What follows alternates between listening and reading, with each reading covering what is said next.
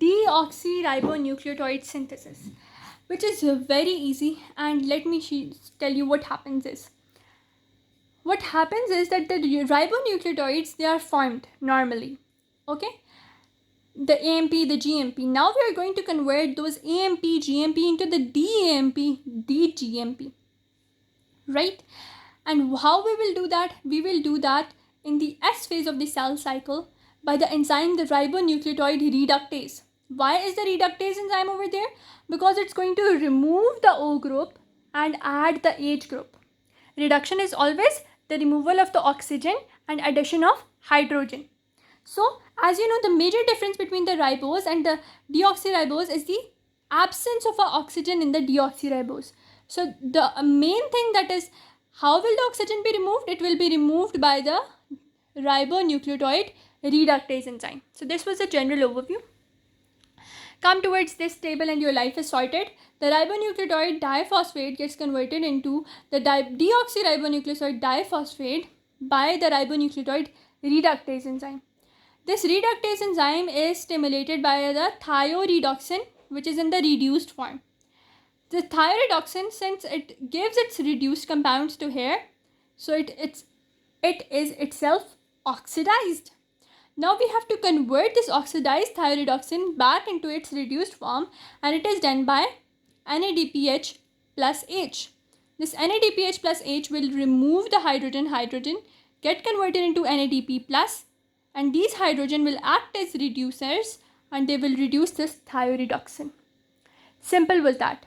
Conversion of the RNA bases to DNA bases is done by the ribonucleotide reductase stimulated by thioredoxin, and thioredoxin is itself reduced by NADPH plus H. Simple was that.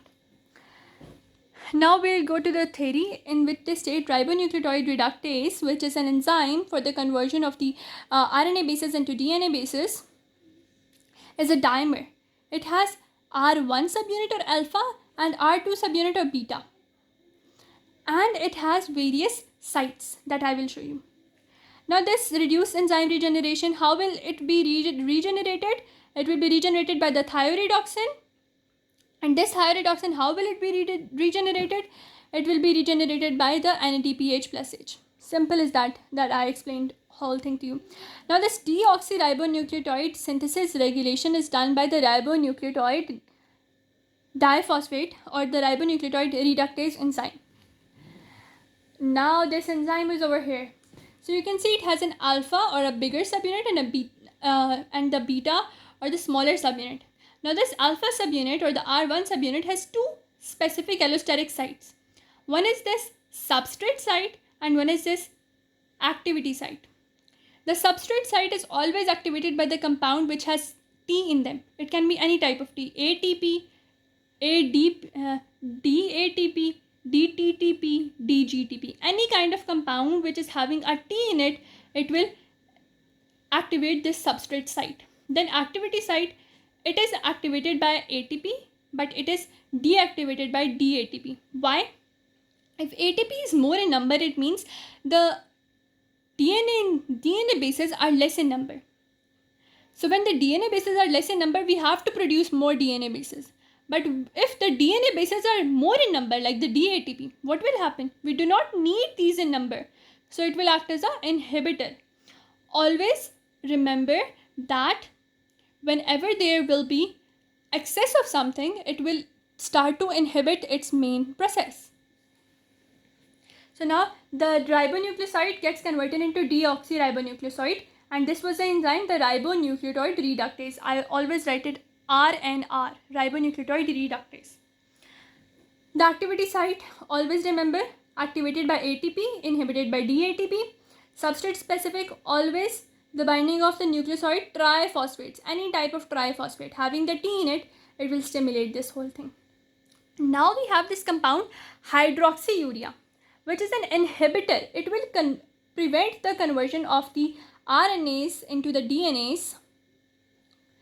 So it's an anti-neoplastic agent in the treatments of cancer. Another anti-neoplastic that we studied was methotrexate. Here we have the anti-neoplastic as the hydroxyurea. Now this drug hydroxyurea inhibits ribonucleotide reductase or RNR, inhibiting the generation of the DNA synthesis substrates. It's an anti-neoplastic agent, and whenever DNA is not produced, what it means, it is inhibiting cell division or cell functioning. So whenever we inhibit the cell functioning, we are inhibiting cell production, cell growth, and that happens in cancer, that there is excessive cell growth and we want to stop that excessive cell growth, so we use cell growth inhibitors. So hydroxyurea, methotrexate, they are all types of anti-neoplastic or anti-cancer drugs.